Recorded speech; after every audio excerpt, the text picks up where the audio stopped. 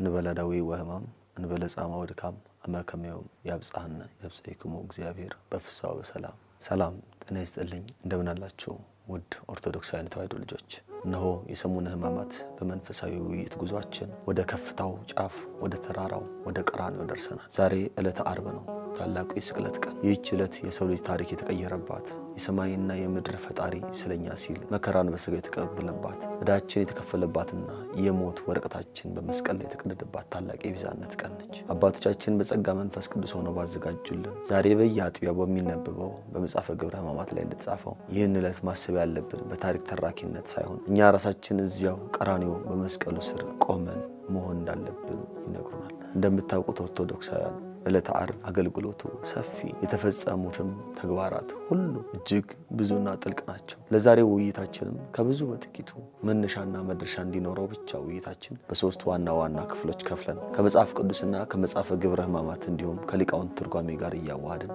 በጥልቀት እንመለከታለን እግዚአብሔር አምላክ ማስተዋሉን ያድለን ምስጢሩን እንዲገልጽልን ልባችንን እንዲያዘጋጅ የእርሱ ቅዱስ ፈቃድ ይሆንልን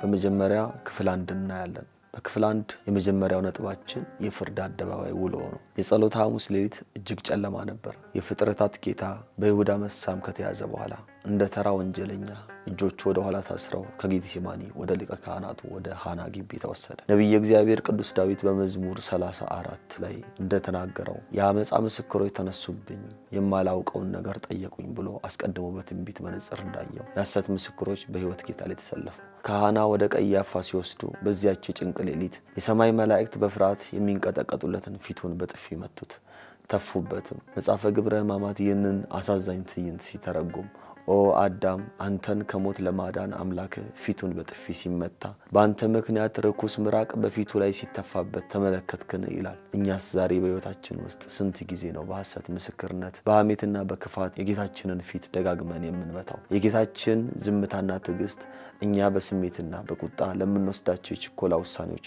ታላቅ የትዕግስት ትምህርት ነው በማግስቱ ጠዋት የአይሁድ ሸንጎ በጌታችን ላይ የሞት ፍርድ እንዲፈረድበት ወደ ሮማዊው አገር ገዢ ወደ ጴንጤናዊው ጲላጦስ ከዚያም ወደ ሄሮድስ አደባባይ ወሰዱት የነገስታት ንጉስ የፈጠረውን ዓለም በፍትህ የሚገዛ እውነተኛ ዳኛ በምድራውያን ፍጡራን ፊት ለፊት ለፍርድ ቆመ ጲላጦስ ጌታችንን መርምሮ ምንም አይነት የሞት በደል አላገኘውበትም እኔ ከዚህ ጻድቅ ሰው ደም ንጹህ ነኝ በማለት እጁን በውሃ ታጠበ ነገር ግን የሕዝቡ ጩኸት ስለበረታ ፍትህን አጣሞ የሕይወትን ጌታ ለሞት አሳልፎ ሰጠ በዚያ የፍርድ ሂደት ውስጥ አንድ እጅግ አስገራሚ የሆነ የቤዛነት ምስጢር ተፈጽሟል አይሁድ በርባንን ፍታልን ኢየሱስን ግን ስቀለው ብለው ጮሁ በርባን ነፍሰ ገዳይ ወንበዴና በሞት እንዲቀጣ የተፈረደበት ሰው ነበር ነገር ግን በርባን ተፈታ ኃጢአት የሌለበት ንጹህ በክርስቶስ ግን በበርባን ቦታ ሞት ተፈረደበት ሊቃውንተ ቤተክርስቲያን ይህንን ሲተረጉሙ በርባን ማለት እኔና እናንተ ነን ይላሉ አዎ በእውነተኛ የፍትህ ሚዛን ሞትን ፍርድን ይገባን የነበርን እኛ ሕግን ጥሰናል በኃጢአት ወድቀናል ነገር ግን አምላካችን በእኛ ቦታ ተተካ ነብዩ ኢሳይያስ በምዕራፍ 53 ላይ እንደሚናገረው እርሱ ግን ስለመተላለፋችን ቆሰለ ስለ በደላችንም ደቀቀ የድህነታችን ተግሳጽ በእርሱ ላይ ነበር እንዳለው ቅጣታችንን እርሱ ወስዶ የእርሱን ነጻነት ለኛ ሰጠን በጲላጦስ አደባባይ የሆነው ይህ ነው እኛ ነጻ ወጣን እርሱ ግን ስለኛ ተፈረደበት ነጥብ 2 ጽኑ ግርፋትና መከራ የመስቀሉ መንገድ ፍርዱ ከተሰጠ በኋላ ጲላጦስ ጌታችንን እንዲገርፉት አሳልፎ ሰጠ የሮማውያን ግርፋት ተራ የጅራፍ ዱላ አልነበረም በጅራፉ ጫፍ ላይ ስለታም አጥንቶችና የብረት ቁርጥራጮች የታሰሩበት እጅግ አሰቃቂ መሳሪያ ነበር በጲላጦስ ግቢ ውስጥ ጌታችንን በመሰሶ አስረው ጀርባውን ገረፉት በመጽሐፍ ቅዱስ ትንቢት ነብዩ ቅዱስ ዳዊት እንደተናገረው ኃጢአተኞች በጀርባዬ ላይ አረሱ አመጻቸውንም አረዘሙ እንዳለው የጌታችን ቅዱስ ሥጋው በጅራፍ ተተልትሎ አጥንቱ እስኪቆጠር ድረስ ተገረፈ ደሙ በጲላጦስ አደባባይ እንደውሃ ፈሰሰ የሁሉ ግርፋት ለምን አስፈለገ ቅዱስ ዮሐንስ አፈወርቅና ሌሎች የቤተክርስቲያን ሊቃውንት እንደሚያስተምሩን የሰው ልጅ ነፍስና ሥጋ በኃጢአት ደዌ እጅግ ቆስሎና ታሞ ነበር ፈጣሪያችን ያንን የኛን የነፍስ ቁስል ሊፈውስ የራሱን ሥጋ ለቁስል አሳልፎ ሰጠ በእርሱ ቁስል እኛ ተፈወስን የተባለው ለዚህ ነው በእያንዳንዱ የጅራፍ ሸንተረር ውስጥ የኛ የኃጢአት በሽታ ሲፈወስ እናያለን ከግርፋቱ በኋላ አረማውያን ጭፍሮች የሾህ አክሊል ጎንጉነው በክቡር ራሱ ላይ ደፉበት። የቀይ ግምጃን አልብሰው መቃ በእጁ አስይዘው የአይሁድ ንጉሥ ሆይ ሰላም ላንተ ይሁን እያሉ ዘበቱበት፣ ፊቱም ላይ ተፉበት። የሾህ አክሊል ምስጢሩ ከብሉይ ኪዳን ዘፍጥረት መጽሐፍ ጋር በጥልቀት የተያያዘ ነው። አባታችን አዳም ሕግን በጣሰ ጊዜ እግዚአብሔር ምድርን እሾህና አሜኬላን ታብቅል ብሎ ረግሞት ነበር። በዘፍጥረት ምዕራፍ 3 ቁጥር 18 ላይ እንደምናገኘው የሰው ልጅ በኃጢአት ምክንያት በሕይወቱ ሁሉ የሐዘንና የርግማን እሾህ ሲወጋው ኖሯል። ጌታችን ኢየሱስ ክርስቶስ ሁለተኛው አዳም ያንን የእኛን የርግማን እሾህ በገዛ ራሱ ላይ ተሸከመው። በመጽሐፈ ግብረ ሕማማት ትርጓሜ መሰረት የእኛን የርግማን እሾህ ነቅሎ የራሱን የክብር ዘውድ ሊያቀዳጀን በራሱ የሾህ አክሊል ደፋ ይላል። እነርሱ ሊዘብቱበት ይህን አደረጉ። እርሱ ግን በዚህ መከራ ውስጥ የዓለምን እርግማን እየሻረ ነበር። ከዚህ ሁሉ ጽኑ ግርፋትና መዘበት በኋላ መከራው አላበቃም። እጅግ ከባድ የሆነውና ሻካራውን የመከራ መስቀል በቆሰለው ጀርባው ላይ ያሸከሙት። መድረሻው ጎልጎታ ወይም የቀራንዮ ተራራ ወደ ተባለው ስፍራ ነበር። ጌታችን ደሙ እየፈሰሰ በድካምና በላብ እየተንገዳገደ በመስቀሉ ክብደት እየወደቀ በኢየሩሳሌም ጠባብ ጎዳናዎች ላይ ያ አንዲት ቃል በመናገር ሰማይና ምድርን ያጸና አምላክ ስለኛ ፍቅር ሲል በመስቀል ተጭኖ በምድር ላይ ወደቀ። ቀሪናዊው ስምዖን መስቀሉን እንዲያግዘው እስኪገደድ ድረስ ጌታችን በጽኑ ደክሞ ነበር። በየምዕራፉም እየወደቀ እየተነሳ ወደ ቀራንዮ ጉዞውን አደረገ። ጌታችን የተሸከመው የእንጨቱን መስቀል ክብደት ብቻ አልነበረም። የዓለምን ሁሉ ኃጢአት፣ የኔና የእናንተን በደል፣ የትውልድን ሁሉ ርግማን በጫንቃው ላይ ተሸክሞ ነበር። መጥምቁ ዮሐንስ እነሆ የዓለምን ኃጢአት የሚያስወግድ የእግዚአብሔር በግ ብሎ በዮሐንስ ወንጌል ምዕራፍ 1 ቁጥር 29 ላይ እንደተናገረው ብሎ እንደመሰከረለት ጌታችን የኃጢአታችንን ሸክም ተሸክሞ ወደ ቀራንዮ ተጓዘ።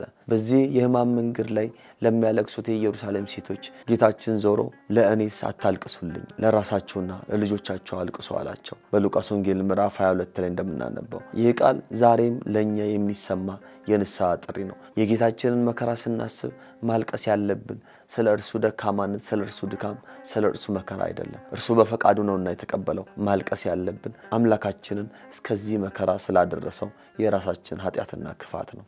የተወዳቸው የእግዚአብሔር ቤተሰቦች የፍርድ አደባባይ ውሎ የጽኑ ግርፋት የሾህ አክሊሉና ወደ ጎልጎታ የተደረገው በየምዕራፉ እየወደቀ እየተነሳ ያደረገውን እጅግ የሚያሳዝንና የሚያስለቅስ የመስቀል የመከራ የሕማም ጉዞን በፍጹም ዘርዝረን መጨረስ የሚያስችለን አቅምና ዕውቀት እንዲሁም ችሎታ ስለሌለን ከሕማሙ ጥቂቷን ብቻ ተናግረን ወደ ቀጣዩ ክፍል አለፍን። በቀጣይ ክፍላችን ደግሞ በቀራንዮ ተራራ ላይ ሲደርስ ምን ተፈጸመ? ጌታችን እርቃኑን በመስቀል ላይ ሲቸነከር ከቅዱስ አፉ የወጡት እነዚያ 7 የሕይወት ቃላት ምን ምስጢር አላቸው?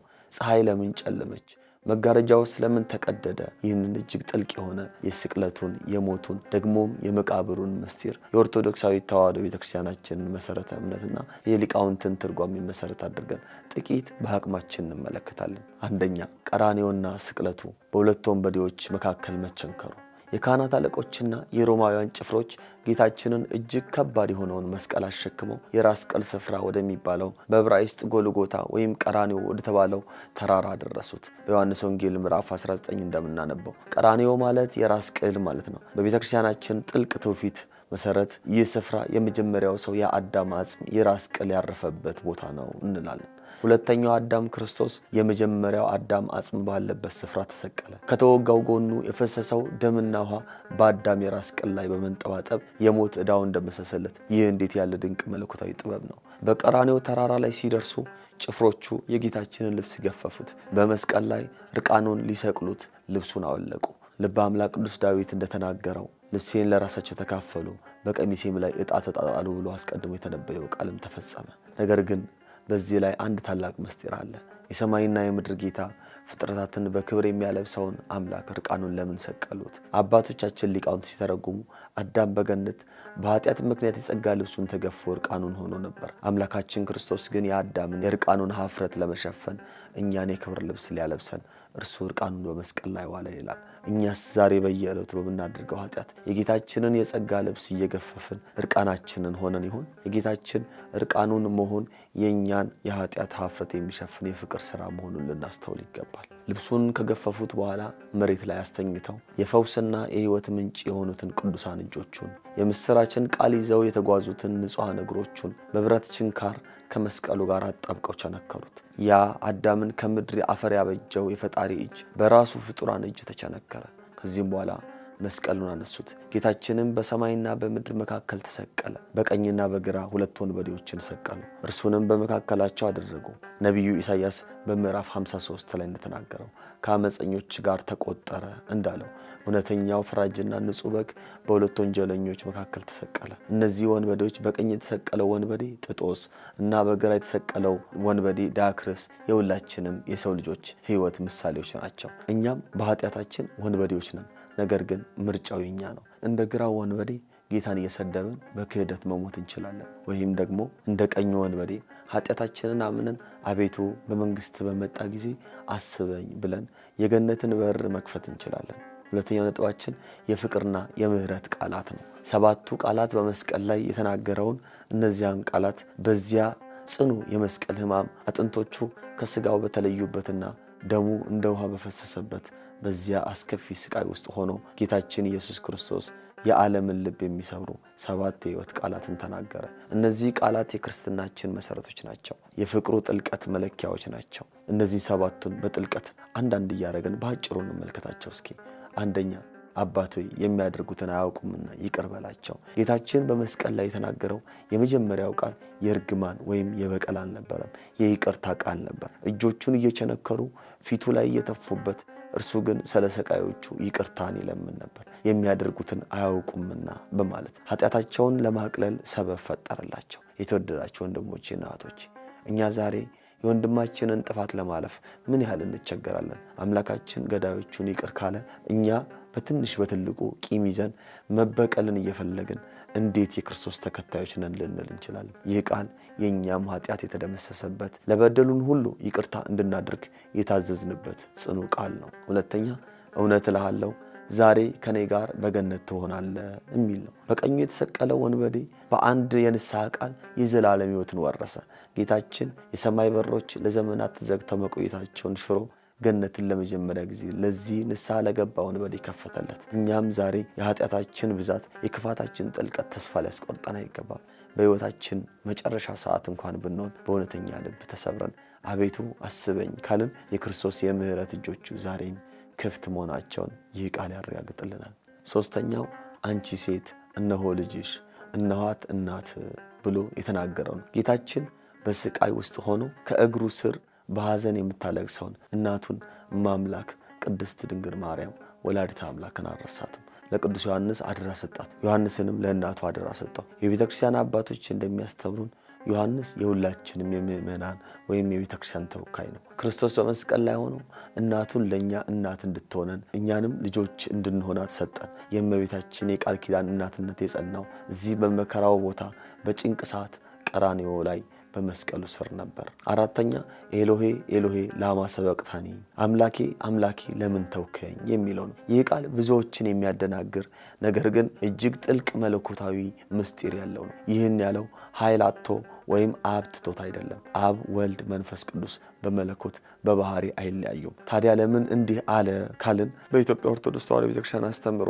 ጌታችን ይህንን ቃል የተናገረው አንድም በአዳም በሰው ልጆች ስም ሆኖ ነው። አንድም ከገነት በተባረረ ጊዜ ከእግዚአብሔር ርቆ ለምን ተውከኝ እያለ ሲያለቅስ የኖረውን የ5500 ዘመን የሰው ልጅን ጩኸት ክርስቶስ በመስቀል ላይ ሆኖ ለማሰማት ነው። የእኛን ተስፋ መቁረጥ፣ የእኛን ከእግዚአብሔር መለየት በእርሱ ላይ ወስዶ ድልድይ ሆኖ አገናኘን እንጂ ራሱ አምላክ ሆኖ ከአምላክነቱ አልተለየም። በተጨማሪም ሊቃውንት እንደሚናገሩት ለአቅርቦተ ሰይጣን ነው ብለው ሊቃውንት ይተረጉማሉ።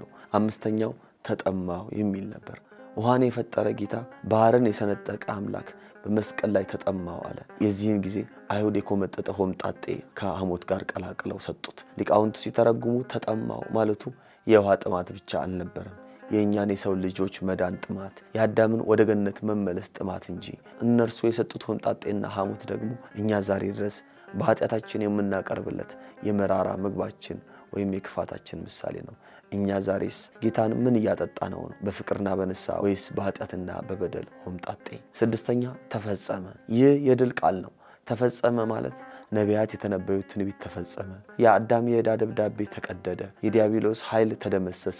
የሰው ልጅ መዳን ተረጋገጠ ማለት ነው። መከራው አብቅቶ የድልና የነጻነት አዋጅ በጎልጎታ ተራራ ላይ ታወጀ። እኛም በሕይወታችን ጌታ ሆይ የኃጢአቴን ዕዳ በመስቀል ላይ ፈጸመዋልና አመሰግንሃለሁ ብለን ፍቅሩን እያስተዋልን በቃሉ ታምነን ልንኖር ይገባል።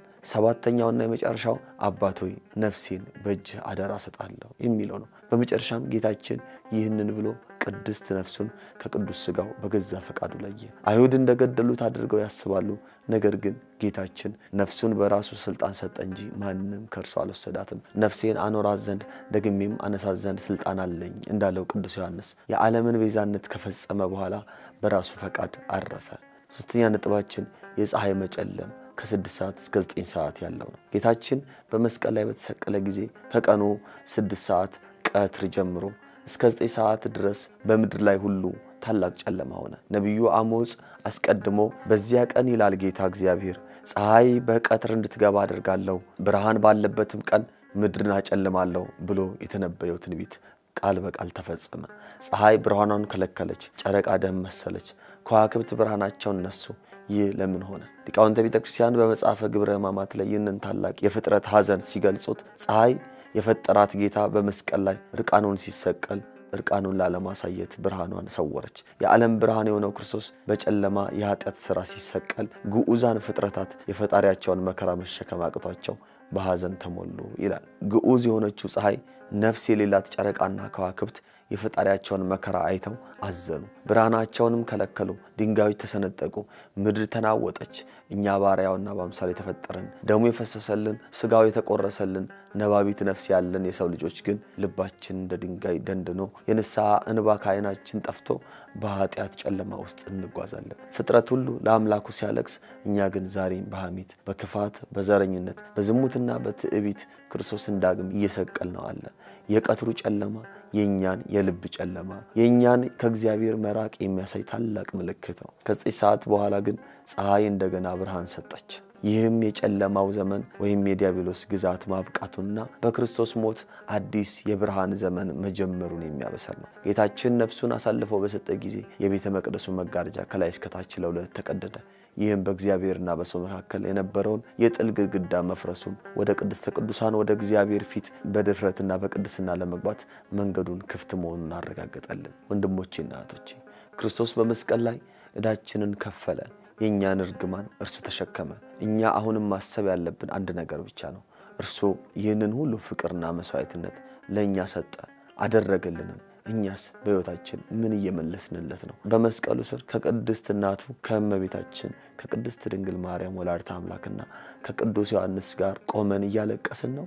ወይንስ እንደ ጭፍሮቹ ልብሱን እየገፈፍንና እየዘበትንበት በልብሱም ዕጣ እየተጣጣልንበት ይሆን? መልሱ ለሕሊናችን ነው። ጌታችን ቅድስት ነፍሱን አሳልፎ ከሰጠ በኋላስ ምን ተፈጸመ? ደሙና ውሃው ከጎኑ ሲፈስ ዮሴፍና ኒቆዲሞስ ሥጋውን ከመስቀል አውርደው በአዲስ መቃብር ሲያሳርፉት የተፈጸመው ጥልቅ የቤዛነትና የትንሣኤያችን መሰረት የሆነው ምስጢር ምን ይሆን? ይህን እጅግ ልብ የሚነካና ተስፋችን የተመሰረተበትን የመቃብሩን ምስጢር በሚቀጥለውና የመጨረሻው የዕለተ ዓርብ የክፍል 3 ሐሳባችን ላይ ከብዙ በጥቂቱ በአቅማችን እንመለከታለን። ይህ የመጨረሻ ክፍል ስለሆነ ትንሽ ጠለቅ ብለን ከላይ የሚያነሳናቸውን ዋና ዋና ሐሳቦችን ተግባራትን በአጽንኦት እንመልከት። አንደኛ ቅድስት ነፍሱን አሳልፎ መስጠቱ ነው። ጌታችን ኢየሱስ ክርስቶስ በመስቀል ላይ ሆኖ ያንን ሁሉ አሰቃቂ ሕማምና መከራ ከተቀበለ በኋላ ጊዜው 9 ሰዓት ሆነ። በዚህ ታሪካዊና መለኮታዊ ሰዓት የሰው ልጅ ዕዳ ሙሉ በሙሉ ተከፈለ። ቅዱስ ዮሐንስ በወንጌሉ ላይ እንደተመዘገበው ጌታችን ሆምጣጤውን ተቀበለ፣ በኋላም ራሱንም አዘን ብሎ ነፍሱን አሳልፎ ሰጠ። ተፈጸመ። ይህ ቃል ተራ የመሞት ማሳወቂያ ቃል አይደለም። ይህ ቃል በሰማይና በምድር የተሰማ የድል አዋጅ ነው። ምን ተፈጸመ? በብሉይ ኪዳን ነቢያት አስቀድሞ ስለ እርሱ መከራና ሞት የተናገሩት ትንቢት ሁሉ ተፈጸመ። አዳም ዕፀ በለስን በበላ ጊዜ የመጣበት የሞትና የርግማን ዕዳ ተከፍሎ ተፈጸመ። በእግዚአብሔርና በሰው መካከል የነበረው የጥል ግድግዳ ፈርሶ ተፈጸመ።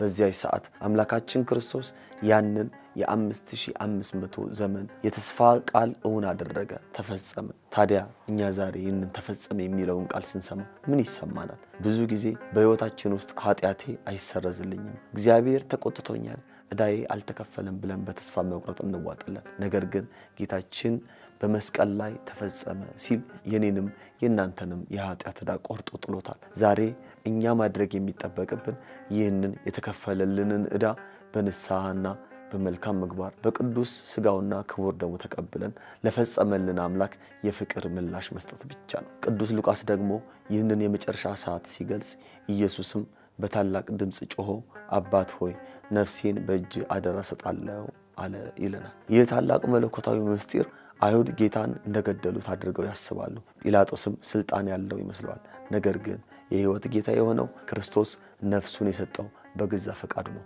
ማንም ከእርሱ አልወሰዳትም።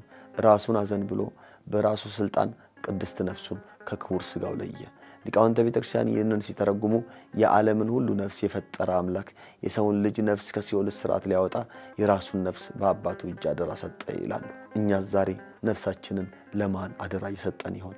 ለገንዘብ፣ ለስልጣን፣ ለዓለማዊ ጓደኛ ወይንስ እንደ አምላካችን በፈተናና በመከራችን ሰዓት አባት ሆይ ሕይወቴንና ነፍሴን በእጅ አደራ ሰጣለሁ አንተ የፈቀድከው ይሁን ብለንን በጸሎትን ለእግዚአብሔር እናስረክባለን። የ9 ሰዓት ምስጢር እኛም ራሳችንን ሙሉ በሙሉ ለእግዚአብሔር አሳልፈን እንድንሰጥ የሚያስተምረን ጥልቅ ትምህርት አለው። ሁለተኛ የምድር መናወጥና የመጋረጃው መቀደድ ነው። ይህም የፍጥረታት ምስክርነት ነው። ጌታችን ቅድስት ነፍሱን በገዛ ፈቃዱ አሳልፎ በሰጠ ጊዜ ዓለም ዝም አላለችም። የተፈጥሮ ሕግጋት ሁሉ ተናወጡ። በማቴዎስ ወንጌል ምዕራፍ 27 ላይ እንደምናነበው እነሆም የቤተ መቅደስ መጋረጃ ከላይ እስከታች ከሁለት ተቀደደ፣ ምድርም ተናወጠች፣ አለቶችም ተሰነጠቁ፣ መቃብሮችም ተከፈቱ፣ አርፈውም ከነበሩትም ከቅዱሳን ብዙዎች ተነሱ። ሌላው የመጋረጃው መቀደድ። በብሉይ ኪዳን ሥርዓት ቤተ መቅደሱ በሶስት ይከፈል ነበር። ወደ ቅድስተ ቅዱሳኑ ሊቀ ካህናቱ ብቻ እርሱም በዓመት አንዴ የደም መስዋዕትን ይዞ ይገባ ነበር። በቅድስተ ቅዱሳኑና በመቅደሱ መካከል እጅግ ወፍራም የሆነ መጋረጃ ተጋርዶ ነበር። ይህ መጋረጃ የእግዚአብሔርን ቅድስናና የሰው ልጅ ኃጢአት የሚለይ በእግዚአብሔርና በሰው መካከል የነበረውን የጥል ግድግዳ ምሳሌ ነበር። ነገር ግን ጌታችን በመስቀል ላይ ባረፈ ጊዜ ያ ወፍራም የቤተ መቅደስ መጋረጃ ከላይ እስከታች ለሁለት ተቀደደ። ለምን ከላይ እስከታች? ሊቃውንቱ እንደሚያስተምሩን መጋረጃው የተቀደደው በሰው እጅ ከታች ወደ ላይ ሳይሆን በመለኮት ኃይል ከላይ ወደ ታች መሆኑን ለማሳየት ነው። ጌታችን በአካላዊ ቃል ያንን የጥል ግድግዳ አፈረሰ። እኛንም ከአብና ከራሱ ከመንፈስ ቅዱስም ጋር አስታረቀን። ወንድሞቼና እህቶቼ ዛሬ በክርስቶስ ደም ወደ ቅድስተ ቅዱሳን የመግባት መብት አግኝተናል። ነገር ግን እኛ ራሳችን በኃጢአታችን አዲስ መጋረጃ እየሰራን ይሁን? በወንድሞቻችን መካከል የጥል ግድግዳን፣ የዘረኝነት መጋረጃ፣ የጥላቻ መጋረጃ የጋረድን ስንቶቻችን ነን? ስለዚህ ክርስቶስ በመስቀል ላይ ያፈረሰውን መጋረጃ እኛ ዛሬ በልባችን መልሰን ልንተክለው አይገባም። ሌላው የምድር መናወጥና የዓለቶች መሰንጠቅ ነው። ክብር ይግባውና አምላካችን መድኃኒታችን ኢየሱስ ክርስቶስ ነፍሱን ሲሰጥ ግዑዟ ምድር መሸከም አቅቷት ተናወጠች። ድንጋዮችና ዓለቶች የፈጣሪያቸውን ሞት አይተው በንስሐ ተሰነጠቁ። ምድር አምላኳን አውቃ ስትንቀጠቀጥ፣ ድንጋዮችም ሲሰነጠቁ፣ በአምሳሉ የተፈጠረው የሰው ልጅ ልብ ግን ከድንጋይ ይልቅ ደንድኖ የክርስቶስን ሞት እያየ እንደ ቀልድ ያልፈዋል። እኛስ ዛሬ ይህንን የስቅለት ታሪክ ስንሰማ ልባችን ምን እየተሰማን ይሆን? ቸልተኝነት ወይንስ ከግዑዛኑ ዓለቶች ይልቅ ልባችን ደንድኗል? የዕለተ ዓርብ ሐዘን ልባችንን እንደ ዓለቶች ለንስሐ የሚሰነጥቅ የድንጋይ ልቦናችንን ወደ ሥጋ ልብ የሚለውጥ ሊሆን ይገባዋል። ሌላው የሙታን መነሳት። መቃብሮች ተከፈቱ፣ የቅዱሳንም ሥጋዎች ተነሱ። ጌታችን በመስቀል ላይ ሆኖ ሞትን በሞቱ ደመሰሰው። ነፍሱ ከሥጋው እንደተለየች ሐዋርያው ቅዱስ ጴጥሮስ እንደተናገረው በአንደኛ ጴጥሮስ ምዕራፍ 3 ቁጥር 19 እንዳስተማረን በአካል ነፍስ ወደ ሲኦል ወረደ። በዚያ ታስረው ለነበሩት ነፍሳት ነፃነትን ሰበከላቸው። የሲኦልን መዝጊያዎችን ሰበረ፣ ዲያብሎስንም አሰረው። ስለዚህ የክርስቶስ ሞት የሕይወት መጀመሪያ ሆነልን። ሞቶ ሙታንን አስነሳ። ሶስተኛ ነጥባችን የውሃና የደም ምስጢር ከመስቀል መውረድ። ከ9 ሰዓት በኋላ አይሁድ ሰንበት ሊገባ ስለሆነና በሰንበት ሬሳ በመስቀል ላይ መዋል ስለሌለበት የተሰቀሉት ሰዎች ጭናቸው ተሰብሮ ቶሎ እንዲሞቱና እንዲወርዱ ጲላጦስን ለመኑት። ጭፍሮችም መጥተው የሁለቱን ወንበዴዎች ጭን ሰበሩ። ወደ ጌታችን ወደ ኢየሱስ በመጡ ጊዜ ግን ፈጽሞ እንደሞተ አይተው ጭኑን አልሰበሩ። ይህ በኦሪት ዘጸአት ስለ ፋሲካው በግ አጥንቱን አትስበሩ የተባለው ትንቢት እንዲፈጸም ነው። ነገር ግን ከጭፍሮቹ አንዱ ለንጊኖስ የተባለው አይነ ስውር የጌታችንን ሞት ለማረጋገጥ ከህብረቱም ለመቀላቀል ቀኝ ጎኑን በጦር ወጋው። ቅዱስ ዮሐንስ ይህንን በአይኑ እንዳየ ሲመሰክር ወዲያውም ደምና ውሃ ወጣ ይለናል። ይህ በተፈጥሮም ሆነ በሕክምናም ሕግ የማይታሰብ ድንቅ ተአምር ነው። ከሞተ ሰው አካል የሚወጣው የረጋ ደም እንጂ ንጹህ የሚፈስ ውሃና ደም አይደለም። ታዲያ ይህ ምስጢር ምንድነው? የቤተክርስቲያናችን ሊቃውንት ይህንን እጅግ ጥልቅ በሆነ መለኮታዊ ምስጢር ይተረጉሙታል። አንደኛው ውሃው የጥምቀት ወይም የልደት፣ ደሙ ደግሞ የቅዱስ ቁርባን ወይም የሕይወት ምሳሌ ነው። እኛ ክርስቲያኖች በመንፈሳዊ ልደት የምንወለደው ከውሃና ከመንፈስ ቅዱስ በጥምቀት የምንኖረውና የዘላለም ሕይወት የምናገኘው ደግሞ የክርስቶስን ቅዱስ ሥጋውና ክቡር ደሙን በመብላት በመጠጣት ነው። ስለዚህ ቤተክርስቲያን ወይም ምእመናን የተወለድነው ከተወጋው የክርስቶስ ጎን ነው። ሁለተኛ ይህንን ከብሉይ ኪዳን ጋር ስናስተያየው እግዚአብሔር አዳምን ከፈጠረው በኋላ ከባድ እንቅልፍ ጣለበት። ከጎኑ አንዲት አጥንት ወስዶ ሔዋንን ፈጠረለት። አዳም የክርስቶስ ምሳሌ ነው። ሔዋን ደግሞ የቤተክርስቲያን ምሳሌ ናት። ሁለተኛው አዳም ክርስቶስ በመስቀል ላይ የሞት እንቅልፍ ባንቀላፋ ጊዜ ቀኝ ጎኑን በጦር ተወጋ። ከዚያም ከተወጋው ጎኑ በፈሰሰ ውሃና ደም ሙሽራይቱን ቅድስት ቤተክርስቲያንን አስገኘ፣ ፈጠረ። ምንኛ ጥልቅ የሆነ መለኮታዊ ጥበብ ነው! አምላካችን እኛን የቤተክርስቲያን ልጆች ያደረገን እንዲሁ በነጻ ሳይሆን ቀኝ ጎኑን በጦር ተወግቶ ደሙና ውሃውን አፍስሶ ነው። ዛሬስ እኛ ይህን የጥምቀታችንን ጸጋና ይህን የቁርባናችንን ክብር እንዴት እየጠበቅ ነው? የፈሰሰልንን ደም አክብረን እየተቀበልን ነው ወይንስ ንቀን ርቀናል? ከተወጋው ጎኑ የፈሰሰውን የሕይወት ውሃ ዛሬም በቤተክርስቲያን እየጠጣን ነው? ነፍሳችንን እያነጻን እንገኛለን? ይሄ ጥያቄው ለሁላችንም ነው። አራተኛው የአርማትያው ዮሴፍና የኒቆዲሞስ ድፍረት ነው። ጊዜው መሽቶ 11 ሰዓት ሲሆን ሁለት ታላላቅ ሰዎች ወደ አደባባዩ መጡ። እነዚህም የአርማትያው ዮሴፍና ኒቆዲሞስ ነበሩ። ዮሴፍ ጻድቅና ደግ ሰው፣ የእግዚአብሔርንም መንግስት የሚጠባበቅ የሸንጎ አማካሪ ነበር። ኒቆዲሞስ ደግሞ አስቀድሞ በሌሊት ወደ ጌታችን መጥቶ ይማር የነበረ የአይሁድ መምህር ነበር። ሁለቱም የጌታ ደቀ መዛሙርት ነበሩ። ነገር ግን አይሁድን ስለሚፈሩ እምነታቸውን በስውር አድርገው ይኖሩ ነበር። ነገር ግን ጌታችን በመስቀል ላይ መከራን ተቀብሎ በሞተ ጊዜ በሁለቱ ልብ ውስጥ የነበረው ፍርሃት ተገፈፈ። ሐዋርያት እንኳን ፈርተው በሸሹበት፣ ጴጥሮስ እንኳን አላውቅህም ብሎ በካደበት በዚያች የጭንቅ ሰዓት ዮሴፍና ኒቆዲሞስ ደፈሩ። ዮሴፍና ኒቆዲሞስ ደፍረው ወደ ጲላጦስ ገቡና የኢየሱስን ሥጋ ለመኑት። ወንድሞቼና እህቶቼ ይህ ለኛ ትልቅ የሕይወት ትምህርት ነው። ብዙ ጊዜ እኛም ሰዎች ምን ይሉኛል፣ ጓደኞቼ ይስቁብኛል ብለን ክርስትናችንን እንደብቃለን። ጾማችንን፣ ጸሎታችንን፣ ኦርቶዶክሳዊ ማንነታችንን እንሸሽጋለን። ማህተባችንን እንደብቃለን። ነገር ግን የመስቀሉ ፍቅር ሲገባን፣ የክርስቶስ መከራ ሲገለጥልን እንደ ዮሴፍና እንደ ኒቆዲሞስ ማንነታችንን በድፍረት እንገልጣለን። መገለጥም አለበት፣ መግለጥም አለብን። እውነተኛ ክርስቲያን የሚታወቀው ሁሉ ሲያጨበጭብ ሳይሆን ሁሉም ሲሸሽ ከክርስቶስ መስቀል ስር በመገኘት ነው። ጲላጦስም ጌታችን መሞቱን ከመቶ አለቃው አረጋግጦ ሥጋውን ለዮሴፍ ሰጠው። ዮሴፍና ኒቆዲሞስም እጅግ ውድ የሆነውን ንጹህ በፍታ ገዙ።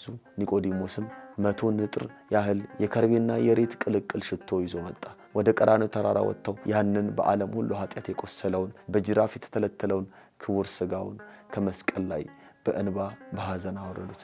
በእናቱ በእመቤታችን በቅድስት ድንግል ማርያም ሐዘን፣ በማርያም መግደላዊትና በሌሎቹ ቅዱሳት አንስት ለቅሶና ሐዘን በእንባ በሐዘን አወረዱት። በእናቱ በእመቤታችን በቅድስት ድንግል ማርያም ጌታ የወደው በነበረው በቅዱስ ዮሐንስ ወንጌላዊ በማርያም መግደላዊትና በሌሎቹ ቅዱሳት አንስት ለቅሶና ሐዘን ታጅበው ያንን ክቡር ሥጋ በንጹህ በፍታና በሽቱ ገነዙት። ለምን በንጹህ በፍታ ገነዙት የሚል ጥያቄ ብናነሳ ሊቃውንተ ቤተክርስቲያን ሲያስተምሩ በፍታ ወይም ነጭ ጨርቅ የንጽህና ምሳሌ ነው። ክርስቶስ ኃጢአት የሌለበት ንጹህ አምላክ ነው። ዛሬም እኛ የክርስቶስን ቅዱስ ቁርባንን ስንቀበል ልባችን እንደነ ዮሴፍ ንጹህ በፍታ አድርገን አይምሮአችንን ከክፋት አንጽተን ሊሆን ይገባል የሚለውን ያብራሩልናል። የሕይወት እንጀራ የሆነውን ክርስቶስን ለመቀበል ከንጹህ በፍታ ወይም ከትክክለኛ ንስሐ የተሻለ መጎናጸፊያ የለምና። ሽቱ ወይም የከርቤ ሬት ደግሞ እኛ ለእግዚአብሔር የምናቀርበው የጸሎትና የበጎ ምግባር መዓዛ ምሳሌ ነው የሚለው እናያለን። አምስተኛ በአዲስ መቃብር በክብር ማሳረፋቸው ነው። ጌታችንን ከገነዙት በኋላ ዮሴፍ ከአለት ባስፈለፈለውና ማንም ገና ባልተቀበረበት በአዲስ መቃብር ውስጥ አኖሩት። ታላቅ ድንጋይም በመቃብሩ ደጃፍ አንከባለው ዘጉት። ይህ አዲስ መቃብር ታላቅ ምስጢር አለው።